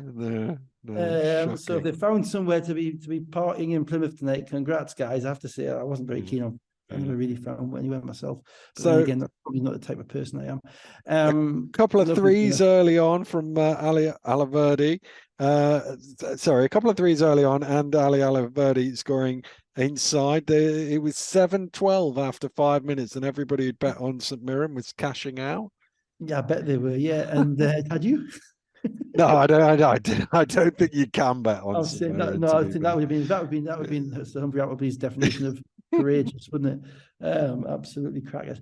To be fair, they've travelled down there with 8 players. 2 of them, I think, are kids because they didn't play in the first half. Yeah. They have 2 really solid. They had 2 really solid players. Alaverdi, who the guys in the commentary were saying had played, for Iran, and look, he played 3x3. The Asia Cup 3x3 for Iran. He's also played a little bit in the Iranian League as well. Well, if he isn't the MVP of the Scottish League, I'd be surprised because he was exceptional the way that he played before, and then he got hurt. You have Cleary, who was really solid, played Commonwealth Games, kind of not in full out professional athlete shape, I think you could say. But but clearly skillful, understands the game, knows what his game is. Then Fergus Hart, who played a little bit on the Rocks bench, but basically, 5 guys going down there playing against people who are athletically superior to them. And actually, they run their system really well. And PG, and the biggest success and the biggest thing I can say for them is that PG had to call a timeout 3.5 minutes in. Yeah. And we had for many years, for whatever, and this is why I was slightly skeptical of the draws. We drew Scottish teams in the trophy. It wasn't drawn in those days. It wasn't drawn in those days. It was geographical. No, not the group size. Right. Yeah. Because we played Dunfermline, and we played Edinburgh Kings. Yeah. And, I do remember when we did this draw, Lasker saying, "Oh, we always used to get a draw," and I was like, "What are you talking about? You always used to get a tough draw." He was like, "Oh, we always," and I went and read it, and Newcastle had like D1 or Scottish teams 7 times. Yeah, so what are you talking about? I was skeptical about it because there was Troon Tornadoes and Dunfermline, and as I said, Edinburgh Kings, and the games in those games, those guys are coming up for a night out on the town. And I don't blame them for that because unfortunately they don't practice every day like we do, and I remember, I think that is one of the more obscure stats actually coming back to me in relation to BBL triple doubles. Go on. Nick Schlitzer. Oh, right. Yes. Nick Schlitzer with a BBL triple double against, I think it was Dunfermline at the new arena in 18-19. There's not many BBL triple doubles in the past so long. Nick had one. And so you always worry about getting injuries, to be honest. And I remember those poor guys at Dunfermline having to guard CJ Getty's. CJ 7 foot, and not many CJ Gettys in the Scottish League. Not many CJ Gettys in the Scottish League, bless them. But I thought actually you could see why they'd won in Scotland because they had a system. They ran it. Even when they missed shots, they were getting good shots. They were smart enough defensively to be competitive. And all the way through to the first half. And generally, if games like that stay competitive after about 7 minutes, you're doing well. Yeah. Well, Plymouth from the 5-minute mark, Plymouth scored 20 unanswered points to lead 27-12. But then it kind of stayed there. It sort of stayed in 15 or low teens sort of thing. And then Alaverdi hobbles out just before half time, and with it went a lot of what they could. Yeah, well, it killed them because he was their focal. He was in basketball parlance. He was king of their usage. He was a very high usage percentage in the possessions that they had, and he was playing well. He was playing hard as well. He was playing well, and that kind of made it a little bit more boys v men basically. And then Hart went down in the third quarter, and they had a 39-6 third quarter. Plymouth. Yeah, and I didn't watch it after that because I'm not interested in watching that type of thing because at that point they'd given it their best shot. But their best shot with everybody is it was pretty good. But their best shot with half a team is with their best guys not playing. Yeah, it's just not fair at that point. No. And I began to start disapproving of some of the people on the Plymouth bench jumping up and down every time someone made a shot. Yeah, to be honest. Yeah. Albeit that was very curmudgeonly because it is a bit curmudgeonly. It is, isn't it? Sorry, yeah. They're at home. They got a big. I'm still annoyed about that Pizza Hut episode. 9 o'clock on a Saturday and you couldn't get a medium pizza in Pizza Hut. Shocking. Didn't have enough dough apparently. Oh dear. No, that was didn't. True. Oh, they didn't. They didn't have enough dough. Yeah. I had it. I had a thing in German doner kebab in Plymouth where they wouldn't serve me, even though they were serving. They would, and I was like, that guy just, and he was Uber Eats or something, and I was like, well, what difference does that make? It's crazy, because Plymouth is probably the BBL city I know the best. Because thinking about it, we didn't do overnight stays. We generally go to Plymouth 2 or 3 times a year because they were good. You play them in the cup maybe. And we did an overnight stay basically every time, unless it was a Saturday night game. We could get some people carriers and travel down the motorway at 90 miles an hour and get there in 4.5 hours. Didn't happen. And so we did lots of overnight stays. And whereas everywhere else, even if we were Surrey, you'd be staying somewhere out in the commuter belt. Whatever. And nowhere else would we stay over. So I'm actually quite familiar with the environs of Plymouth City Centre. And, got quite. Because we used to stay at the Copthorne Hotel just up the top of the road. I've been there. And then walk down to the pavilions and you have a wander around and there was a Nando's there, so the guys would go for Nando's before that. It began to kind of it began to work with me after about 5 times. When you knew where everything was and you could have a look around, you could wander down to the pavilions. But it's a long way to go for a walk to the pavilions. Yeah. So actually the biggest ever win for a team from Plymouth. Manchester were beaten by the Raiders by 51 points in October 2016. So Bell 16, Simmons 16, 8 points, 5 assists, Brandon 15, Chris Cleary 18 points, 10 rebounds, Chris Carroll 10 points and 7 rebounds. And despite only playing 19.5 minutes, Alaverdi was the third top scorer, or joint second top scorer, 10 points and 6 rebounds. So let's move to today's scheduling. And full disclosure, there were 4 or 5 foul outs in my son's game today, so I'm basically missed the first quarter of certainly the whole of the first quarter of Caledonia and most of the first quarter of Manchester against Bristol. Fortunately for me, it was a tight start, and the first run wasn't until late in the first quarter when it went from 20-20 to 25-34 with Watson, Gale and Samuels both hitting threes as Bristol got on top. Yeah. I didn't give the score, did I? Manchester Giants 94, Bristol Flyers 103. I think it was 95, wasn't it? 95, sorry, 95, 103. Yeah, that's a very important point. Yeah, it is very, can't get that wrong. Can't get that wrong. Yeah. Dirk's shot went in at the end. I actually flagged it about 4 minutes to go on Twitter saying that we were at risk here. Yeah. Now I watched this game prime. I watched kind of on and off. This was on my mobile, and Caledonia, London was on the computer until it got a bit boring. Bristol, Manchester was everything you thought it was. It was 2 teams doing everything that they do.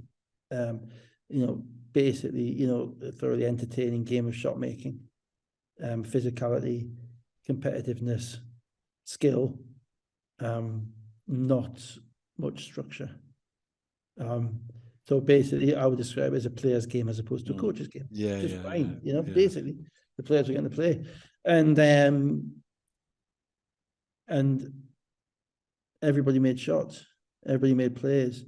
Fletch picked up a couple of fouls, but he came out and made a couple of threes early, so he was ready to go. The Bristol guys were ready to go. Mayhan bombed one in from about 25 feet the first play of the game, and then the difference in this game ultimately was the rebounding. That Bristol just marmalised Manchester on the rebound on the glass at both ends.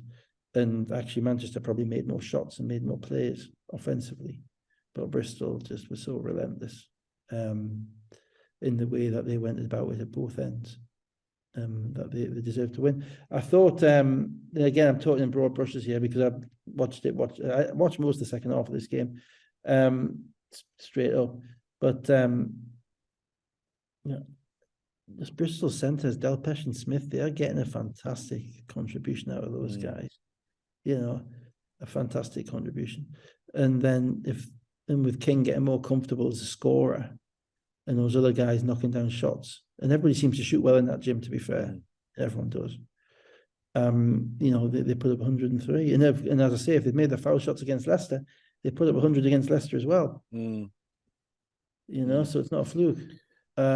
So second quarter, Giants getting to the basket, 10-3 run, cut it to 46-48 just before halftime. Dirk 3 at halftime made it 49-50. And then it was 64-66 with 4 minutes to play in the third quarter. And then we had a Bell 3. Fletcher picked up his 4th foul. Miller scores 8 in a row. And Watson Gale hits a 3 on the buzzer. They had an 18-5 finish to that quarter. And suddenly it's gone from a close game to 69-84. Yeah, kind of nailed me because I put on Twitter about half time at Twitter. I said, can someone please fast forward to the last 3 minutes? It's 90 all. So I was getting a bit back and forward. And of course, Bristol come out and put them away. It was just, they got shots out of it. I know what you say about the offensive rebounding, and I think the numbers support what you say. Don't miss the first shot. But there are times where it becomes so dominant that it actually becomes debilitating. From a mental perspective for the opposition.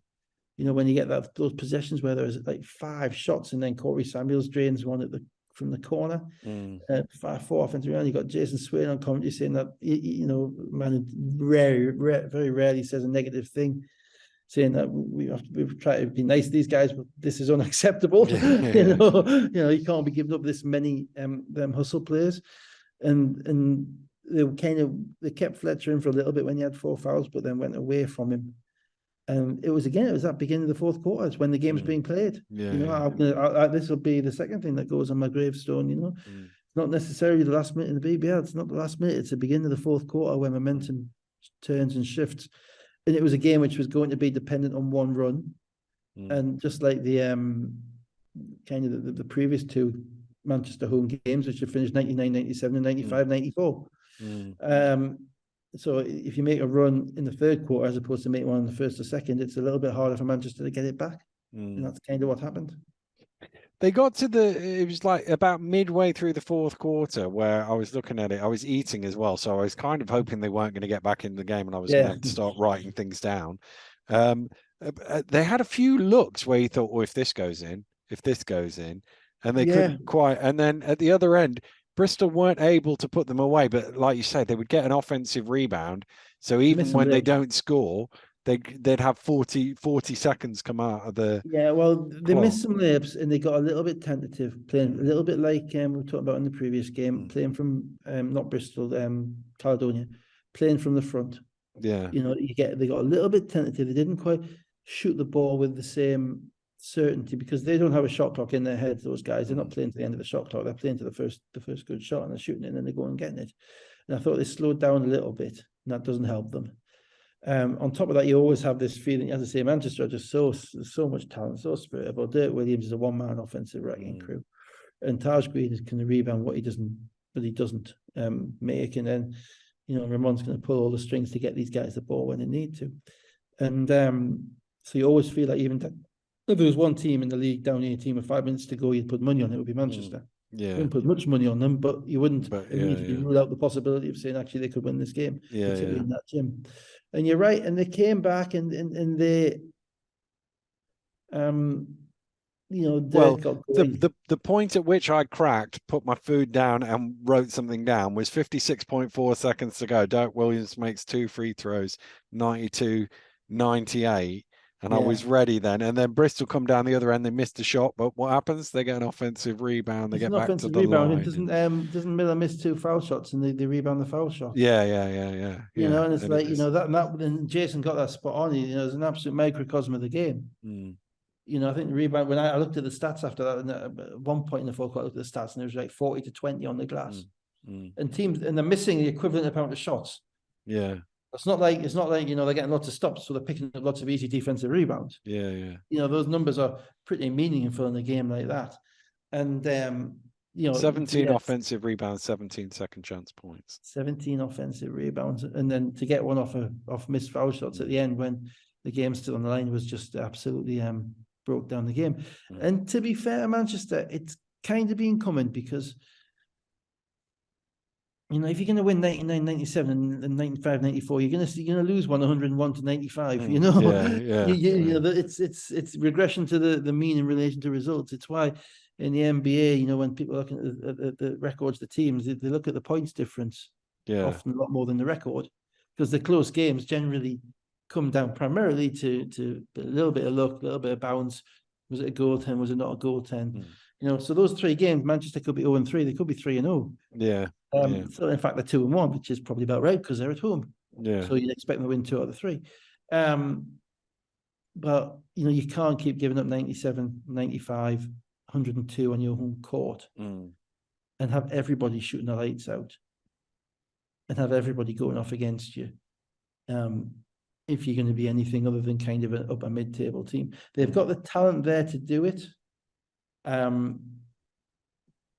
They've certainly got the talent there to do it. I don't know if, but it's that thing. You got so much talent. You're so effective. I wouldn't want to have to guard them one possession from my life. Put it that way. But when you've got that degree of talent, are you able then to dig in at the other end and emphasize some of the stuff that which doesn't really show on the talent sheet? And that's going to be their separating factor. Because if they can actually even hold teams to 85, they're going to win. Yeah. And I know they play fast, so there's lots of possession. So the scores, the number of the scores isn't going to be higher. It's going to be high, but that's still not the same as giving up 55 or 56 and a half. Yeah. Like it did to Caledonia, like it did to Newcastle. That is not winning basketball. You're going to win some games, but it's not winning basketball. So they're on the kind of the crux of either being a 500 team or being one of the teams who realistically you could see giving London a game because of the way they play and the talent that they've got. Yeah. So they are one of and I don't know which way they're going to go. But with William Lee, if Lee gets back healthy and fully healthy, and they stick to the guns of the way they play, and they can just add just a little bit, get a little bit more out of Robertson, maybe offensively, because they're fine defensively when he's in the game, but offensively it kind of impacts him because they've got a big body in there who's kind of blocking the lane a bit. I think find a way to work him in offensively, then they're pretty good. Bristol, however, hats off. They just keep playing. VJ King in particular, but Thomas Bell makes more ridiculous looking shots than anybody in the history of the BBL. He flies flying over his head from his right hand, scoop shots with his left hand, little push 3-pointers, all energy, all effort. They're just playing great, really. Can't do it on the road. We can't do it on a wet Tuesday night in Stoke. Yeah. Well, they're 4-4 on the road. That's in this league at this point in time. It's pretty good. Well, there's only 2 teams above 500 on the road, and that's London 6-2, Leicester 6-5. So Dirk Williams 36 points, Fletcher 18 points, 8 assists, Green 14 points, King 27 points, 11 rebounds, 4 assists. Bell 15 and 9 rebounds, and Smith 12. They shot 50% from the floor, had 17 offensive rebounds. There were 39 rebounds at that end of the floor, 17 to 22, 17 offensive rebounds for Bristol, 22 defensive rebounds to Manchester. That's going to hurt. So let's go to Glasgow, where Caledonia, I struggle with that every week, don't I? Caledonia Gladiators lost to the London Lions 60 to 84, obviously still without Ali Fraser. Best back registered for the Lions. Yeah. Herban is the man to miss out at the moment. And again, just so people understand, our understanding of the rules, and we may be wrong, but we don't think we are, is that every time you get 5, you can register 5 foreign players. And every time you play a different, and that's fine. The maximum registrations you can have in a season is 9. But if you want to play a 6th one, whereas keeping the 5th one, you've got to deregister the 5th one. to play the 6th one. So in theory, when Taylor comes in and Best doesn't play, Best should have been deregistered, which means that for Best to now be registered, he counts as the 7th registration. Correct. Yeah. He counts twice, and Herban can't play until somebody else is deregistered, and then Herban could come back and be the 8th, and then someone else could be the 9th, and that's it. And yeah, I'm not sure how it would work. Well, actually, I'm sure. I think the transfer window comes in at the end of February. You can't sign anybody after February. And at that point, anybody who's not registered is done. Yeah. That's my understanding of it. Now, I know that there was a couple of years ago, London actually tried to change that and tried to say, well, look, if you've got players in your squad, you should be able to shuffle them around. And there was some resistance to that with the other clubs. I don't know if that changed. I asked the question when they signed Taylor and was told it's still 9.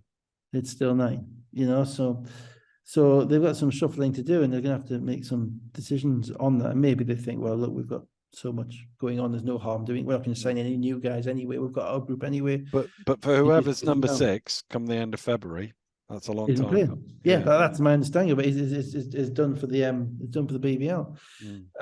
So it's an interesting little thing. As an aside, I am actually not really in favour of the rule. I think the rule is silly. I think London are kind of right. I think if we're going to throw away a salary cap and we're going to throw away this and throw away that, then may as well go the whole hog and say, well, look, if you've got these guys, you can register 7 players at the same time, you play 5.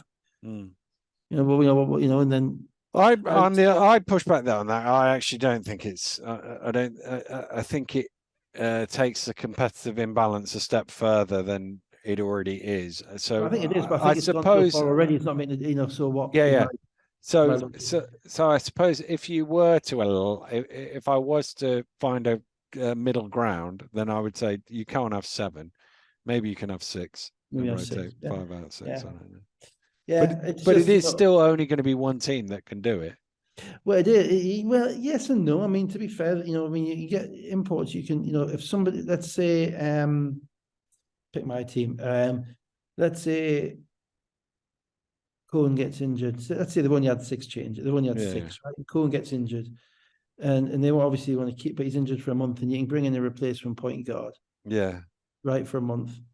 But that would be the 9th in Newcastle. It would be the 9th in Newcastle this year. Yeah, I appreciate that. But I mean, if it takes you over the top limit, that's fine. But why should you have to deregister him? Yeah, for instance, to bring in somebody else to play. It doesn't, it just seems to me that ultimately, if these guys are going for EuroLeague, which we all seem to think that they are, it's very unlikely that they're going to be going for EuroLeague with 5 Americans or 5 foreigners. Sorry, you can see them ending up with 7 or 8 foreigners because foreigners count as European players now as well. And if they end up with 7 or 8 players of that nature, then you're looking at a real decision as to whether they have 2 squads, separate squads, or what, And for the league, it's better if they have 1 squad. It's a better because it doesn't create an idea that the league is in some way inferior to the EuroLeague. Oh, that's our good. These are our good guys. These are our guys who just play in the BBL. Yeah, it doesn't elevate the league if we've got a different team playing in. No, I agree with that. I suppose the challenge would be if you have a EuroLeague squad. We've had this discussion. Yeah, of course we have. A EuroLeague squad. Doesn't matter which 5 you roll out there. I mean, and the answer, the way they're playing right now, everybody else gets lots of money and competes. But that's, as we know, that's a great idea. Everyone wants to spend the money. No one wants to work out how to get it. But anyway, that's where we're at the moment. So that's where we're at the moment. Urban's taking a break for a week or 2. One would think. Not that it changed. Not that it changed the Vulcan Death March that is the London Lions. And again, as if to help me out on my flight down the M1 back to my house, not a lot happened in the first quarter. It was tied 21-21 with 2 minutes gone of the second quarter. I only hope you drove as opposed to flew. I did. Yeah. M1. That would be difficult. But I thought 4 criminal offences made out there. Your Honour, I know somebody who can defend me. Not London, I thought, turned up the defense and then almost got his 3rd foul, and there was a 19-4 run by the Lions, and they were 25-40 up in a 5-minute spell. I heard Kufos again. Kufos just dominated the period in the second quarter when the game was. There was any jeopardy in this game, as you say. It was in the second quarter after the teams had got going, and I thought Kufos just absolutely dominated. He was just unstuck. Taylor knows he can throw him the ball on the short roll, which is basic, where he doesn't roll all the way to the basket, but he kind of stays shoulder alongside him and throws it to him from 10 feet from the basket. And he's got that little push shot. Then he could get to the rim. He could give him the ball in the post. I'm glad he was a player of the month last month because I thought he was, he's really turned it up. And I thought he was a massive difference. And I didn't think Tape could handle him size-wise or experience-wise. Give credit to some of the London youngsters. Kaboza came in, played with a ton of energy defensively. Ward Hibbert playing with a ton of energy. Quealy's out for the season with his knee. So you think that Ward Hibbert's going to play a lot more, and he's earned it. Kaboza is an intriguing prospect. I don't know did you see the end of this game? No. Because Kaboza got carried off in the last minute. So he didn't seem to do anything. He was sort of, Glasgow had got the ball back. He was in the corner on his own, and he seemed to start limping, and then he just went down. And obviously the camera had panned away because it was Caledonia running the other way. And so you couldn't see whether he fell over or he just decided to sit down because he'd hurt whatever it was. I mean, the way he was moving, it looked like it must have been some sort of leg muscle, but it's hard to tell. Well, anyway, he was really good in the second quarter. He got his hands on some balls and he competed, and those guys are playing really hard. The London young guys, and the coaches, they manufactured an offense whereby they're not given too much to do. So if they've got Kaboza and Comagum in the game, they're going to be in the corners, and Taylor and Decker and Kufos, or Taylor and Gecker and Zubcic are going to be in the horn set, and they're going to be running their stuff. The three of them, they're going to run the three-man game on one side of the court to try and get something good before they swing it to the other side, and then the other guys on the other side get to be opportunistic and cut for rebounds and cut for stuff. So they've got a very nice kind of division of responsibility between the young guys and the most senior guys. The most senior guys know how to take the responsibility, so they're not wasting possessions. Now you can defend that if you're really smart and you really want to overload and make those young guys make plays, but you've got to be committed to doing that. And even then, there's nothing to say those young guys aren't going to make plays. Kaboza looks like a kid who can make some plays. He can make some plays. I think he's one of those. I think he may end up being a guy who can be, 6 of 7 or 0 of 7 at this point in his development. But he's going to be putting it up. He's not scared. So, you throw all of that. In Comagum started making some threes as well. So they're really well structured. But I thought, the physicality of Kufos and Decker and Taylor and Nelson obviously as well, it just wore Caledonia down in this game. Caledonia, I don't know, there wasn't much bounce in their step from playing against London. I appreciate they're in Glasgow and it's January, so it's probably a bit of a culture shock for half of their team. But Gareth ended up probably playing some of the Scottish guys a little bit more than he would really want to. You'd want, in those games, you'd want Burns and Sloan and Bailey going toe-to-toe with those guys. And I don't think they really did. And I'd really lost interest. I was watching Bristol Manchester in the second half, so I lost interest in the second half. Yeah. It was a pretty routine second half. Will Kemp, who's only played 5.5 minutes this season, was on the court in the third quarter. Which was the notable fact I got out of that, but that was about it, really. Yeah. And then Kaboza going off injured at the end, which didn't look good at all. So Sloan led the way with 13 points and Tape 10 and 12 rebounds. They were the only players in double figures.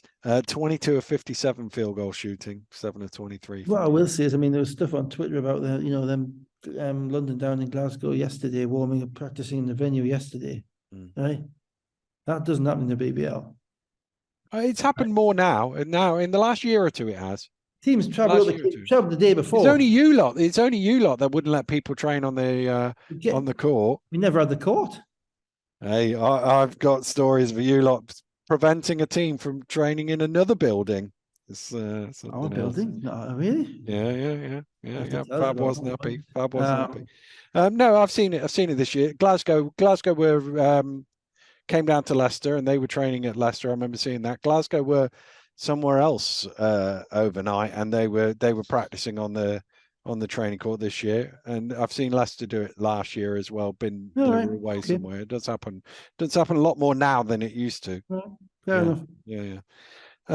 Best 5 of 7 shooting for 15 points. Kufos 12 points. Decker 12 points. Only Sharma 22:07 and Ward Hibbert 20:23 played more than 20 minutes.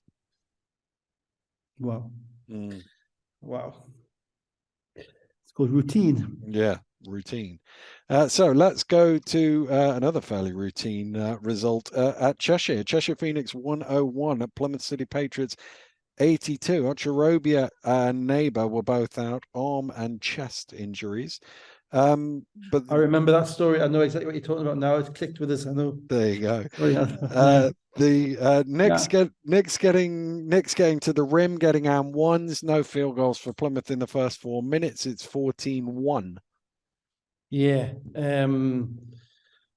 Not the best weekend for Plymouth, having to play on a Saturday night in Plymouth and Sunday at 5:30 in Cheshire with Williams down. Cheshire had all week to kind of do it. Cheshire didn't have Ochirobia or Neighbour, which meant that they started Teague at the 5. And that makes them even harder to guard. It opens the court up even more. They haven't had to do it much this year, but it meant that they could start Daniels, who's another shooter, which means you've got Evans, Austin, Daniels, Jamel Anderson, and Teague. And they're all guys that, other than Austin, probably you wouldn't want shooting shots. So, and the fact that those guys all can shoot it means that, and Teague's got some size on the Plymouth lineup as well, means that Austin can get to the rim, and Austin made a living at the rim in this game from what I could see. And Plymouth just looked like a team that needed injection.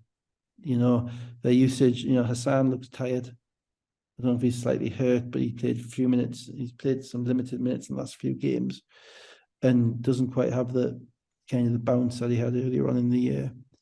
The game started off 14-1 because obviously he was waiting to see what his teammates had, and they only actually came back into it when he actually started shooting the ball. He made some shots for them when he had to, but if he has to be the scorer as the last resort, that becomes a problem. And then you have kind of a team that's been built on energy all season, which kind of ran out of it, I thought. And they played in spurts, but Cheshire always had them at arm's length, and Cheshire were making shots as well, which helps. I mean, Jamel made shots. Yeah. Raj Teague made shots. Daniels made shots. And they've always a pest with Austin and Evans in the backcourt. Yeah. They're both thieves. You got to be alive to that. Simmons had a bit of a spurt for them with 7 in a row to cut it to 28-21, but a couple of threes from Daniels had it back to double figures at the end of the first quarter. It was 11 with a minute to go to halftime, and then Jamel hits a 3, then he blocks a shot. Nick's twice got to the basket, and final play of the first half, I don't know if you saw that, they just ran the clock out. It's like LVC didn't realize how long it was left. Didn't know what the time was. That's right. It was all a little bit, yeah. So they scored 7-0 in the last minute, 7-0 run in the last minute to be 59-41 ahead. And then they started the second half with an 18-4 run. Again, it was mainly getting to the basket, the odd 3 chucked in here or there, and they were 77-45 up, and it was all there was over. very little resistance at the basket. They're not oversized. Their bigs are skinny. And they're probably power forwards, all of them, if you're being blunt. Even Hassan plays a 5, but Bell and Hawthorne are kind of athletes, 6'7" athletes. Kate has struggled in this game just because you had to guard anybody you had to guard is either wider than him or quicker than him. It wasn't a game, there was no Ochirobia for him to match up with, for instance. So that means that, and also Plymouth, when they went down, they started chasing it. So their offensive discipline kind of went. And whilst they can do that, when they're down 20 at London and you've got Antonio Williams who's going off and can get to the rim and can score, it's a bit different chasing it with Mark-Edric Bell, who's a rookie, who's a forward, but he's backing people down and shooting off one pass and that type of stuff. He's just not as efficient a scorer as Antonio Williams. and the same for Hawthorn in the fast break and stuff like that. So I think it's a weekend that Plymouth have reached that kind of dividing line in the season. The railway lines are kind of diverging, and a lot of it will depend on the new guy. Yeah. As to how quickly he can be integrated. If Simons can kind of regain some of his mojo, because he got a technical in this game, so his mate from college has gone to Iceland, so he's still there, and he's not played well since he got back from injury. So he's probably thinking, how's the world? The world's against him at the moment. So is he going to get his mojo back? He played all right today. Yeah, he made some shots. Scored. Yeah, he made some shots tonight. But he also got a technical. He got a done technical. He did, which is often in technicals are an insight into players' minds. And you might just think, oh, it's just a player being frustrated. There's generally, the technical does not arrive from what they see on the court. Technical arises from mounting levels of frustration and discontent beforehand in relation to the way that the game has gone. So yeah, they're at crossroads. Cheshire are just plodding along, and they are what they are. They're doing very well. Scoring a lot at the minute. Scoring a lot because they've surrounded Larry Austin with a bunch of shooters.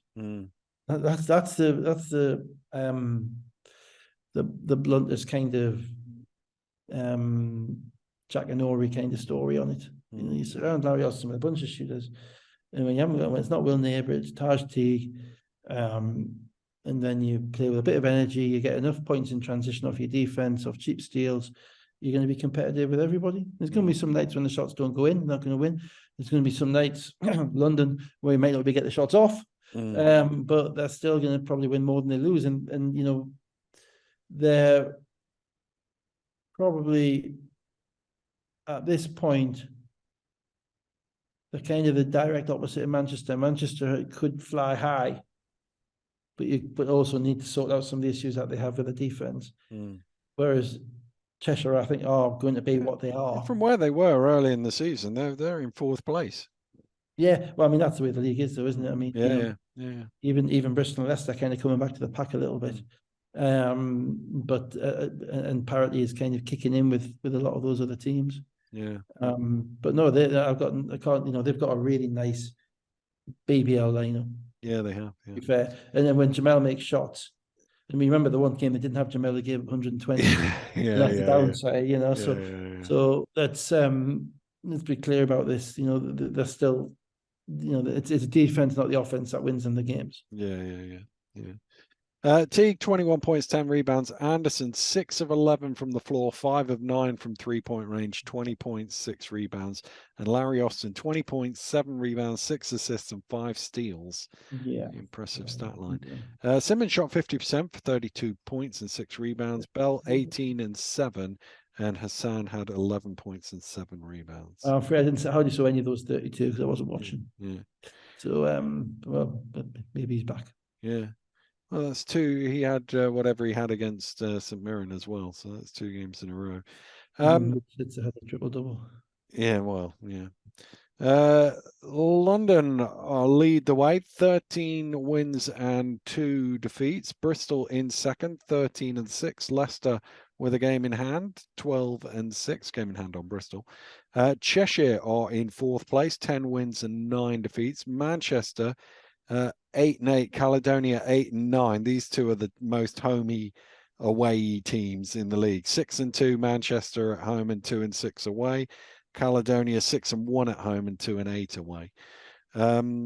Plymouth are also 8 and 9, and Sheffield 7 and 11. They've obviously made some changes this week as well. Newcastle closing the gap on the Sharks, 5 and 11, and Surrey 2 and 15 at the bottom. Yeah, it's shaping up nicely. We'll talk about Sheffield when we get the chance. Yeah.